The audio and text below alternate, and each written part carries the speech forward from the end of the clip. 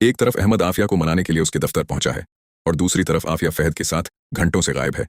लेकिन असली खेल तो तब शुरू होगा जब अहमद अपनी आंखों से आफिया को फहद के साथ हंसते मुस्कुराते वापस आते देखेगा। क्या फहद आखिरकार अहमद और आफिया के दरमियान वो दूरी डालने में कामयाब हो गया है जिसके लिए वो इतने दिनों से चालें चल रहा था, या फिर आफिया के सामने शहीर और फहद की हकीकत खुलने वाली है जिसके बाद इस घर के कई रिश्ते हमेशा के लिए बदल जाएंगे।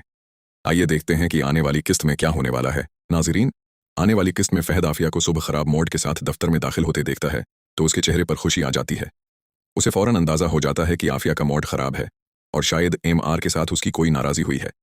यानी फहद को लगता है कि उसकी मंसूबाबंदी बिल्कुल सही रास्ते पर जा रही है। वो आफिया का हमदर्द बनने की कोशिश करते हुए कहता है, मुझे पूरा यकीन है कि तुमने नाश्ता भी नहीं किया होगा, मेरे साथ चलो, मैं तुम्हें नाश्ता करवाता हूँ। लेकिन फहद यहाँ आफिया को ये नहीं बताता कि उसके वालिद शहीर वापस आ चुके हैं। जब वो आफिया को अपने साथ शहीर के घर ले जाता है तो आफिया हैरान रह जाती है कि हम यहाँ क्यों आए हैं। लेकिन जैसे ही वो अपने वालिद को देखती है तो उसकी खुशी की कोई अंतहा नहीं रहती। इतने अरसे बाद अपने वालिद से मिलकर आफिया बहुत ज़्यादा खुश हो जाती है। फिर दोनों बैठकर नाश्ता करते हैं और बाप बेटी की मुलाकात में इतना वक्त गुजर जाता है कि उन्हें वक्त का एहसास ही नहीं रहता।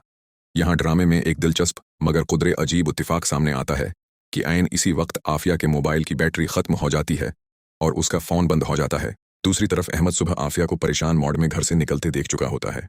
वो सोचता है कि आफिया का मूड ठीक करने के लिए उसे दफ्तर जाकर सरप्राइज देना चाहिए। आफिया ने उसके और मारिया के लिए नाश्ता बनाया था लेकिन खुद नाश्ता किए बगैर ही घर से चली गई थी। इसीलिए अहमद सोचता है कि वो आफिया को बाहर ले जाएगा, उसे अच्छा सा नाश्ता करवाएगा और साथ ही उसे मना भी लेगा। लेकिन जब अहमद दफ्तर पहुंचता है तो उसे मालूम होता है कि आफिया तो दफ्तर में मौजूद ही नहीं है और फिर उसे बताया जाता है कि आफिया सुबह दफ्तर आई ज़रूर थी लेकिन उसके बाद फहद उसे अपने साथ कहीं लेकर चला गया है। ये सुनकर अहमद के चेहरे पर परेशानी के आसार नुमायां हो जाते हैं। वो बार बार आफिया को फ़ोन करने की कोशिश करता है लेकिन आफिया का फ़ोन बंद होने की वजह से इसका राब्ता नहीं हो पाता। अहमद के दिल में तरह तरह के सवालात उठने लगते हैं।